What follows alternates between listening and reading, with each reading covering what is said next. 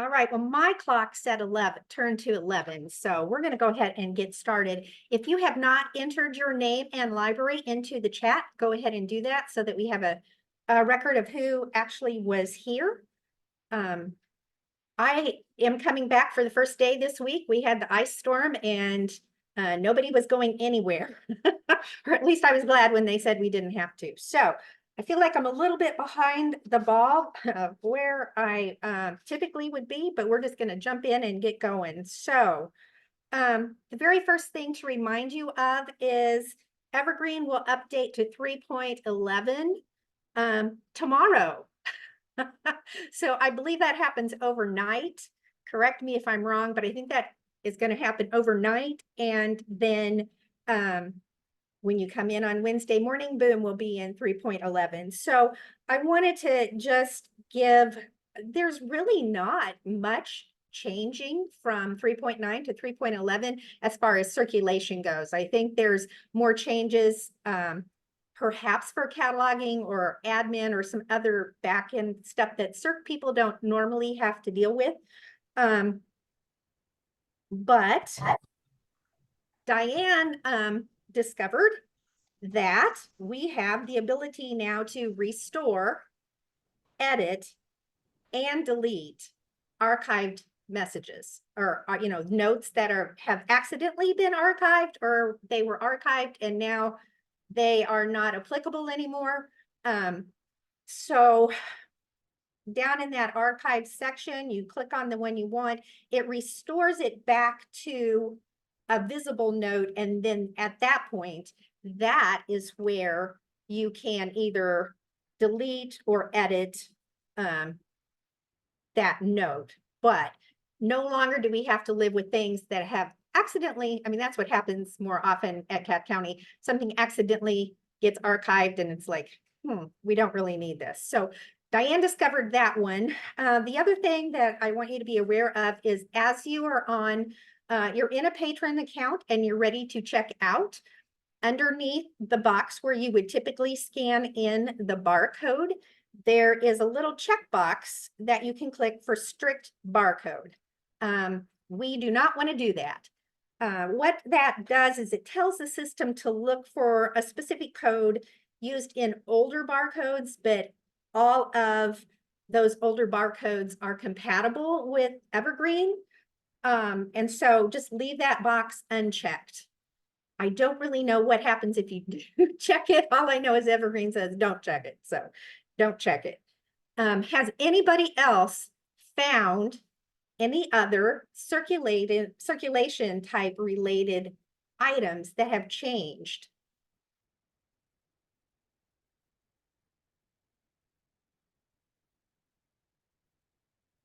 Well, hearing none, I'm going to assume that those are at least the two that I know about. I don't think we're going to have big changes. I don't think staff are going to come in and see things wildly different like has happened sometimes when we've done upgrades. So the other thing, we have had a subcommittee working on Missouri Evergreen Circulation Procedure Manual. And you can see that down at the bottom. We're going to do some more editing kind of toward the end of our meeting. But as we were going through all of those procedures, we realized that well, let me just pull that. I sent to you. Let me see. Share screen. This one. Oh, we realized that when we currently are marking things missing, it does charge the last. I mean, it checks it back out to the last patron and it puts it in a status of damaged. But really, the item is not damaged. It's just missing a piece. So the subcommittee said, why don't we talk to Missouri Evergreen, to Equinox, and see if there's a way to get that, if we could add a different status that describes more accurately what's going on with that particular item. So we now have the option to change the item status to missing pieces rather than damaged. In the old way, it just put it into damaged basically so that no holds could be placed on it. And by changing it to missing pieces, it does that same thing. It does not, either way, it's not going to bill or anything like that. So I have included instructions. Diane made great instructions as usual. So she's showing here what you might see as you're looking at it once you have changed this setting. And by no means feel like you have to. We just want to make it available to everyone in Evergreen. So then underneath where you can see what it's going to look like are the instructions.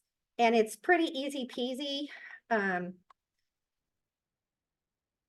And I tested it and it works great. So because of this, Cass County is even changing how they do missing pieces because we were not happy with it the way it was before. But now here's an option of what you can do. Okay, let me see here. Sharing. There we go. Okay. Onward to the next thing. Let me pull up the agenda here. The permissions project is an ongoing project. We've been working on it, but we actually first started hearing about it last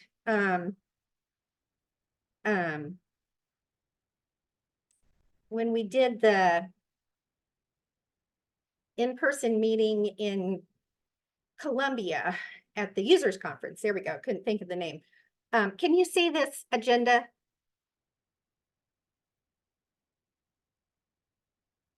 I'm not seeing anything. Okay, I'm just so bad at this. Don't know why on my Zoom it won't. I can see it, but it won't take me to where I can share it. That's frustrating. Okay, well, you're just going to have to go off of what you have there in front of you. So we've been working on the permissions project for a little bit now, and we want to develop or differentiate more clearly the permissions that are granted to someone who has been given circulator permissions and somebody who has been given circulation administrator positions. And so I guess what I'm coming to you all, kind of the think tank of Missouri Evergreen, what are some of the differences that you would like to see between somebody? I imagine it would work kind of like cataloging has Cat 1 permissions and Cat 2 permissions. But what are things that you would like circulators to not be able to do, I guess, or that you would want to bump it to an admin or admin person, so that the ones of us who are looking at it can more accurately decide what we want to include. So I've got this up. I've got something. Sure. I assume this is circulation. But when we have to forgive fines, whether it be, oops, I just put $500 in copies and I meant to put $5 and now I need to wipe it out, or oh, we were closed that day and you accidentally got fines, we don't allow frontline circ people to do that. They have to get an admin staff member because we have to be able to account for that in our daily money reports. And so we just prefer that they leave that to administrate. But a bigger library might not be that way. Because that would leave your managers running around. I mean, if that happened a lot, I don't know. That's just something that we do for auditing purposes, et cetera, is if there's a fine forgiveness, we ask that admin staff do it, and then they generate a receipt and initial it and stick it in the money box. Right. And each individual person can be designated either as a circulator or a circulator admin. So you could have multiple, it's not like you can only have one circ admin person. Anything else? I was thinking along the same lines as Darcy. I would allow the frontline staff to decide to forgive something, but the way we use that as a billing type may be different from how other people use it. But I wouldn't want frontline staff to be able to adjust to 0, because I think that is asking for trouble. We all know that we do probably perhaps have some dishonest people working for us. Mary Ann says, no, it No, would it would never never happen. And I can see forgive being the same kind of thing, but at least forgive will generate a report. So when the business office runs a report, they can see forgiven amounts. And if our business manager sees a lot of forgiven stuff, she comes to me and asks about it. But if you adjust to 0, there is absolutely no record. So I wouldn't want anybody but a circ administrator to be able to adjust to 0. Same thing like for void this bill, is that what are you including that in there too? I think so, because that's the same thing, because voiding a bill does not leave any record. It's Right. just like it never happened. And see what both Darcy and I are talking about? Money. We're not about talking about canceling transits. You can cancel a transit. You can change a pickup location, all that stuff. We're talking about the money. Mhm. Yeah, because I think right now ours is even locked down, just the way ours is set up, that like certain transit canceling and like purging, things like that, it has to have admin privileges. So Cass County does not have any just circulators. Everybody's a circ admin, so I don't really know about this. But what about like changing item status or shelving location?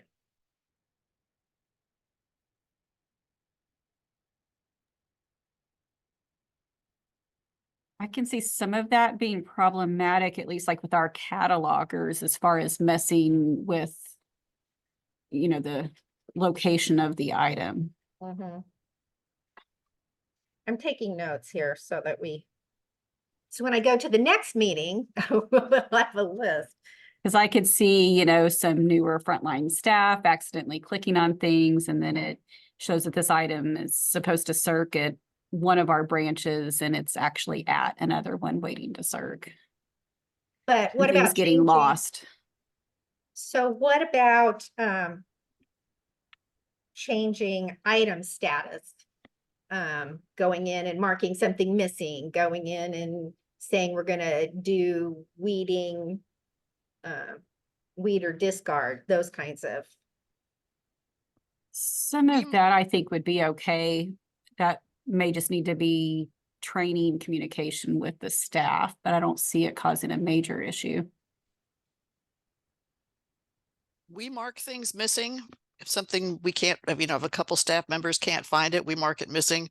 And our frontline staff changed the shelving location too. I see Liz doesn't like that. We put things on a new shelf for 6 months, and then when the 6 months Right. expires, we let the frontline staff change them to change the shelving location and put them with the rest of the collection. So do we, Diane. We have clerk staff that definitely help with processing new items and that kind of thing. So that would be, it would be interesting to redistribute that work upwards. I'll just say that. Yeah, and I've been registering our new frontline. Well, all of our frontline staff are registered as circulation administrators, and I have to add the permission to delete items, because after they've weeded, then they also delete things at our front desk. But that's not part of the current circ admin permission, so I have to add that in. And I have to also add in administer user buckets so that they can add people to hold groups. So I have to add those 2 things, which are, I don't know, maybe probably some of our members don't want their staff to delete items. Right, but that's as a CERC admin. That's account, at the CERC basically. yeah, that's Yeah. true. That is at the, no, I have to even add it to the CERC admin. Right, So it must be basically a cataloging function that I'm bringing over to circulation administrator. So a circulation staff member doesn't have very many, there aren't currently many differences between the two. right. So if we're, I mean, that's what they took, they asked us to take a look at it. And if they're basically the same, then there's no point in having two. If we want to have two, what do we want to limit in circulators that we give to CERC admin? So,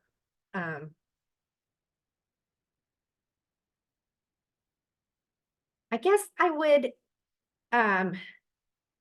ask that if you get off of this meeting, we get off of Zoom and you think of something that you would email me so that I kind of have an ongoing running list when we get back together for this permissions project, so that we can discuss and decide what we think we want to do. But I really would, if you guys think of anything, then shoot me an email. Marianne, or is this Ron? Yeah. Using new books to distinguish a separate location where the books are housed. So, you know, there's a lot of different things to think about as we're doing this, and we don't, there would be notice given before anything would change on these things, but we need to start thinking about it before we get to the meeting, and then we're like scratching our heads because we can't remember what things should be there. Okay, I've seen some things going back and forth in the listserv about reconciling the hold shelves. And so Diane, you kind of sent out a little bit of information. Can you talk more about that?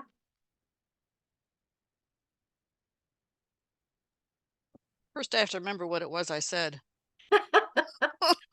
Well, you shared the procedure that you did, but you talked about running a report and some things like that. So people might be interested in knowing what report you ran and how you reconciled this hold shelf. Oh, okay. So yes, we do look every day for view clearable holds and pull those things off the shelf. And then the staff are supposed to look through the hold shelf at least once a week to see if they missed something. Look at the expiration date on the hold slip itself, the hold shelf slip itself. And I did send a suggestion for moving that expiration date up under the patron's name. So if the template has it at the bottom, so you'd have to look at the bottom of the hold shelf slip, but you can move that up to the top so that it's up there by the patron's name and it's easier to see. And you can run a report to show on your hold shelf that includes the expiration dates to help you see even more about, oh my gosh, that shows that something's on my hold shelf from back in 2020 that shouldn't be there anymore. And then, you know, those things are gone. I hate to say it. If there's something that shows it's still on your hold shelf from a long time ago, that item is not going to be there anymore. So you can mark your check your item in so that it's not showing still on the hold shelf, and mark it missing. Contact the other library if it doesn't belong to you and tell them that you're very sorry, but it's not there anymore. And usually I don't think there's any library that will charge you for something that shows is on your hold shelf, but it's not there anymore. I think everybody has this happening to you. Hope it's not just me, that the book has walked out the door. Who knows where that book has gone? Does that cover everything? I guess I would say there is nothing in the circulation policy that I know of that prohibits a library for invoicing for that item. So there's technically not a rule against Invoicing, it's just, more of a how we practiced it. More often than not, we don't, bill for that, but you are certainly within, operating within the guidelines of the CERC policy if you do decide to, invoice that, you know, and it might, I don't know, I'm not sure what would make the difference, but I can imagine, you know, if it's my new book and somebody's walked off with it, you know, I might think of it different than if it's a 10-year-old book that's been used quite a bit. So anyway. All right, any other questions on that? Diane, do you know the name of the report you use for putting you on the spot here? Yeah, you are. No, but I could look back and I could send it out to the CERC list. That'd be great. Thank you. All right, moving on to old business. The deleting project that, you know, purging project that we worked on all of the last year, it seemed like, was completed on January 8th. Equinox reports that the purge took over 16 hours to do, to complete, and 267,468 users were purged from Missouri Evergreen. So that was we're quite a bit lighter, quite a bit more accurate in what we are using for reporting. And so good job, everybody that did it. I was interested to see how many, but that was a lot. So as the year progresses, we'll start reminding you again, this is going to turn into a yearly thing.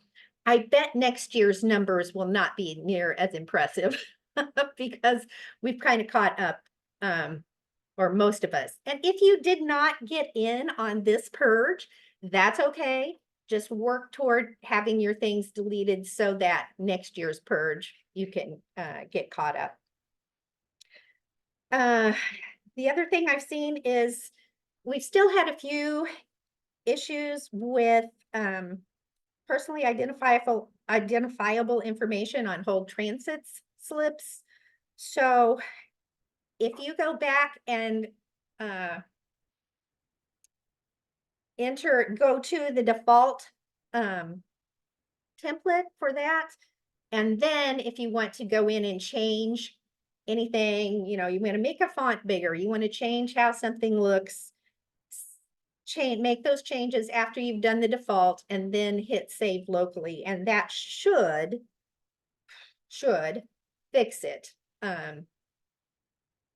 If you haven't switched to that default where that code is taken out, it will sometimes revert and add that piece of code back in.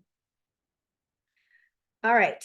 And then, one other thing, I'm gonna move something that in my mind was under other up to old business, just so that it'll flow a little more smoothly.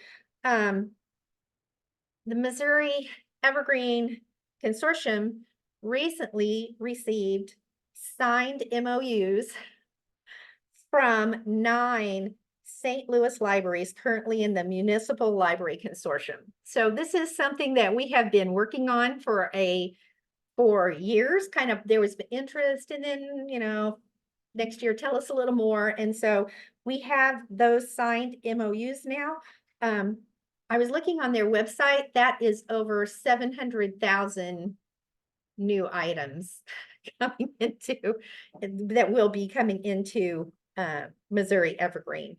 Besides that, Ron, you're on the call. How many other libraries were scheduled to come in during 2024? Okay, so what we know right now is we have West Plains probably in late February, early part of March. Then they will be quickly followed by Dare County, which is latter part of March, early part of April. After them, we are going to try to sneak in Sarcoxy Library.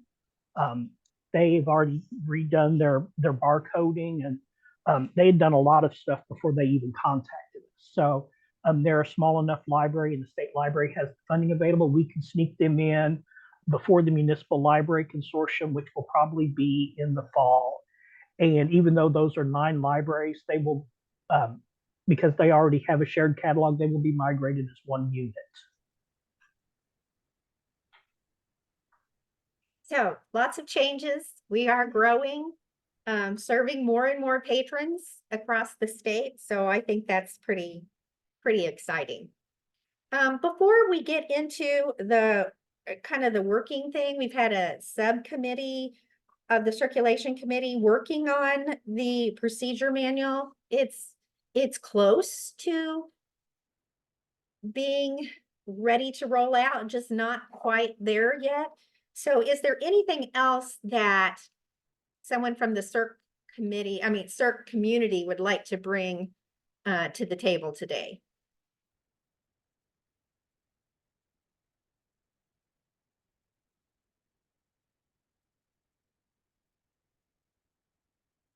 All right, so not hearing anyone. I see it. There's a question in the chat. Does anybody know how many members we have in MEC right now? I have no clue.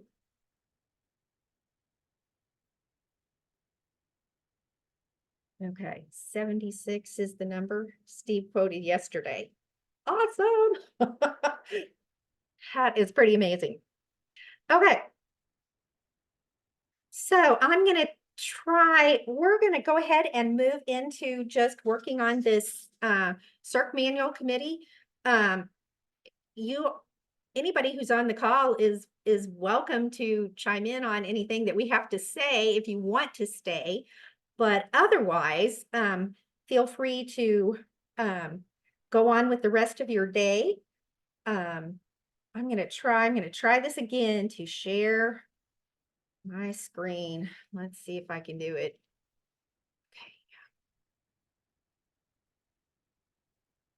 Okay. All right. So Jen, bless her heart, gave me one thing that I've already fixed. And then she mentioned what was on page 25 here. So did anybody test this?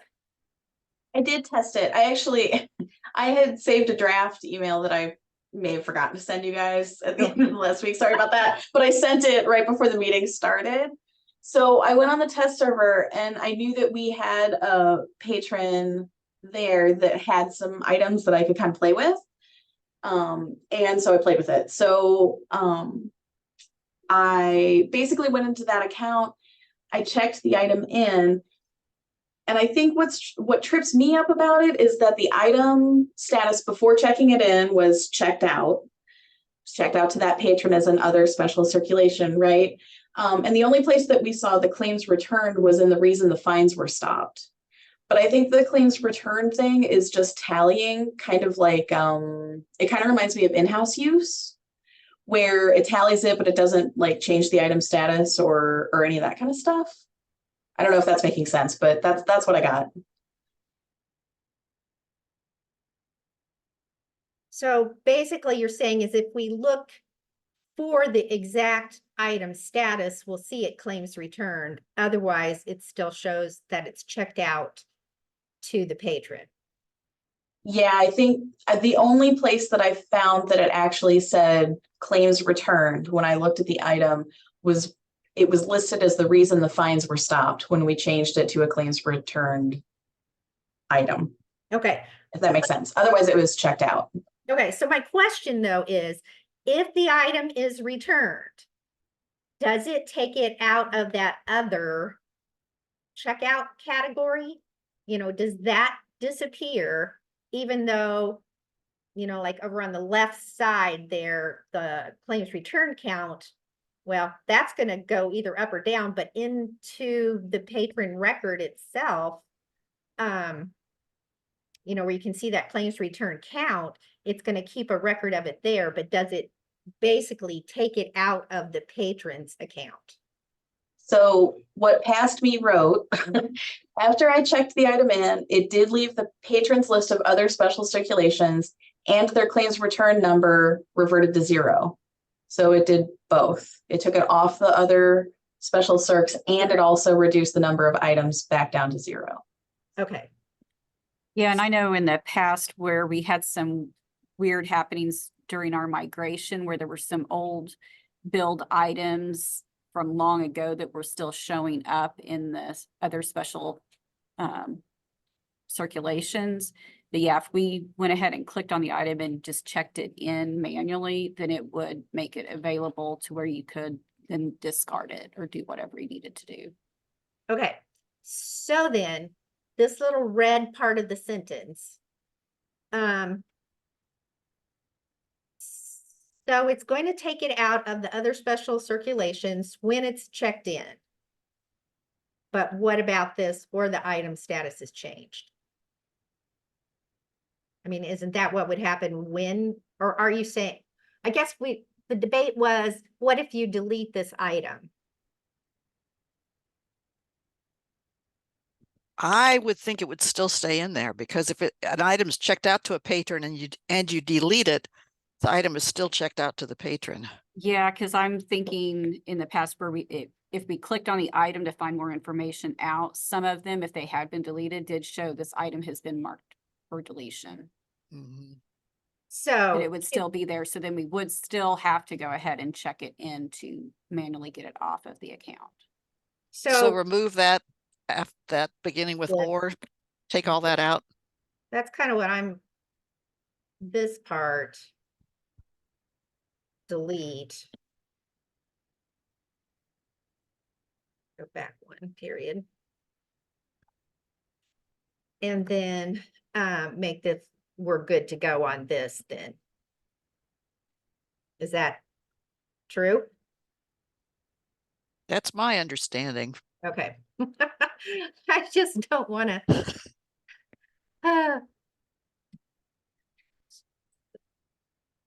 Okay. All right. I spoke with Ron. I had a couple of concerns, on how we were going to roll this out. And we're going to talk about it at the executive board meeting. But at this point, we have not put in anything about offline checkout in the sense of using Missouri Evergreen. So, Ooh. Ooh, Ron's excited. Steve and I talked about that yesterday. okay, If nobody is honestly using the offline facet of Evergreen, maybe don't include it. If you've got an alternative that most people are using that works instead, go with that. This is supposed to be a useful document. If we're putting in instructions for how to use the offline module and nobody's using it, the document's not very useful. woohoo, little happy dance.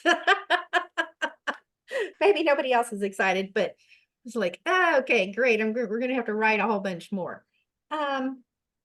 My other question, I started trying to do the table of contents and realized there's one little section, and now I can't remember where it is, but I need to take out a heading and just keep it under the heading that was before. So I will edit that when I finish with the table of contents. The last thing is, yeah, Real quick, going back to the offline circulation module, sure. one thing that we're working with creating this learning management system where Equinox has been kind of hesitant to share their videos because they're very proprietary and they don't want them just put on our website where there's open access. But if we have a learning management system where Evergreen personnel have to have a password to access it, Equinox is going to be more likely to share those videos and training materials. And that's one of the things we talked about is maybe we can get some more of the training materials for the offline module that people would have a good set of instructions through Equinox and maybe grow more comfortable with it. That sounds like a good idea because I think part of the problem is people are not, we do it so seldom that we don't feel confident in what we are doing when we use that module. And so I think that's where the disconnect is. And it worked great when it worked, but you have to create a shortcut on your desktop when Right. when the system is actually working. And we had trouble with sometimes the shortcuts, I don't know, they aged out or something. Yeah. They got stale, and you had to make sure that you had a good connection all the time, and it just got to be too much. I said, I give up. But it really worked great when it worked. Yeah. I think our Cass County, at least from my perspective, the problem was it takes that admin person to really complete the process. And sometimes admin, the people that knew how to do it were unavailable. Or they were either unavailable or else they were like, I'm not touching that. I'm not sure. I don't want to have anything to do with that. Right, and for libraries that have multiple branches, that just adds to the complexity, and then dealing with all of the like conflicts that come up and trying to handle all of that. I just always felt like maybe something wasn't checked out like it should have been because of that, and like not knowing how to really go through and verify. Okay, I got down to Appendix A, Materials Best Handling Practice. This is something that we have separately on the Missouri Evergreen website. And I realized that if we change something on that, by definition, then we're going to have to change something here. The two are not like linked to where you change one and then you get changes on the other one, like presto changeo. So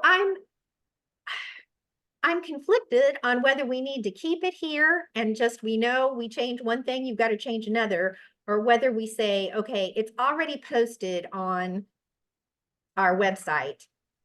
Do we need it here?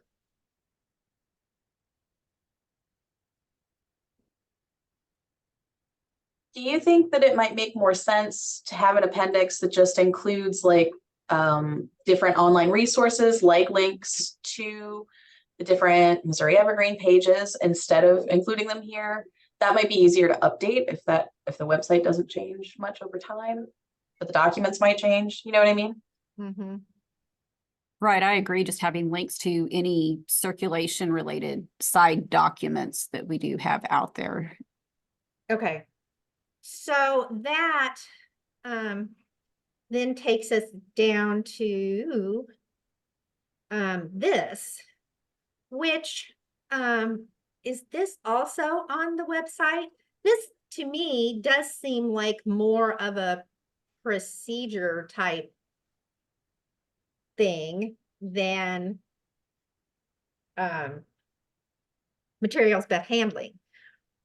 But is it already on the website and do we want to? It is on the website because we needed to get that information out to people some way, somehow.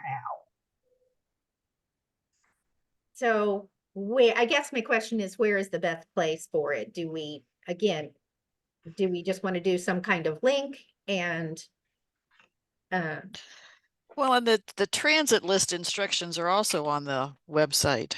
right. I always think of the transit list and the hopeless holds together. So did we put transit list instructions in The here? transit list is in the body of the document. Ooh, I don't know what page that's on. And depending on how your library's procedures really are, it may only be certain staff that's really responsible for Here we go. handling that. So having the information in all the mix of this might kind of confuse some of just the general staff. So it needs to be in that administrative manual that we keep talking about. So we're saying maybe this, so we want links to our website for transits and what was the other one? Hopeless holds. Yes. And well, just basically any document, but these are ones that I'm gonna need to take out of the body in some place there. Right, because I think they really only need to be in one place, because like you said, if a change is made, then it may not always be quickly reflected in the other document. Exactly. And you can easily tell staff where to find it, that you can open this document and then click the links, or it's separately on the page as well. Mhm.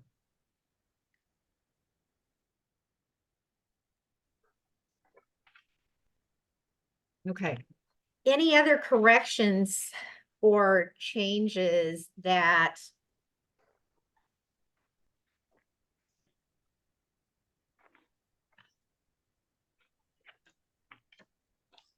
okay. Well, what I will do is take out transits, hope, basically what we've talked about, take that out. I am going to probably send it on to the executive board without all those links, because I'm not exactly, I have had trouble, or maybe I don't know what I'm doing on getting the links to work. I don't know what I'm doing wrong, but I may need somebody else to actually enter those links for me. So I think I will probably send it on to the executive board, missing those links, but telling them that they will be added to the final document. And then I can get maybe some of you guys who have had better luck than me.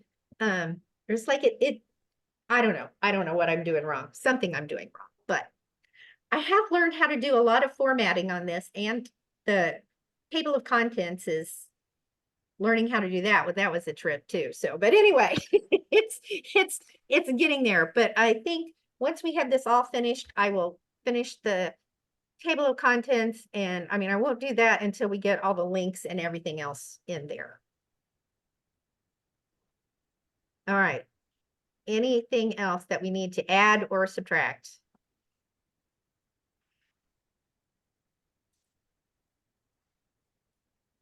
Okay, well, we're getting closer. I don't know. We may still, I'm gonna have to have one of the other of you insert those links. Leanne, are you good at that? I can try. I haven't done it a whole lot. Oh, okay, who's good at this? Because it's not me. Diane, what about you? It's going to be a Word document, right? Right. Yeah, I don't know. You can know it might not be a link, but you could, if the address was there, you could copy Right, and we could at paste the least- URL, That even if it might wasn't. be, Yeah, it doesn't need to be a live link. You could just put the URL in there. okay. All right, we'll think about it. we got obviously a little bit more time because we're gonna have to send what we have on to executive board, and so I'll play around with it and see what I can figure out. Maybe I'll talk to my tech people and see if they know anything more than me. So, all right, anything else? Okay. I really, really, really, really can't say that too many times. Appreciate how much time you guys have put into this, and it takes away time from something else. And so I sincerely appreciate you guys working on this. So, all right, we will, I'll let you know. I'll send out once I get everything kind of edited. We'll probably do one more big review before it goes live. So, okay. All right. Well, hope you guys have a great afternoon, and I will see you next time. Thanks, Rhonda. Bye.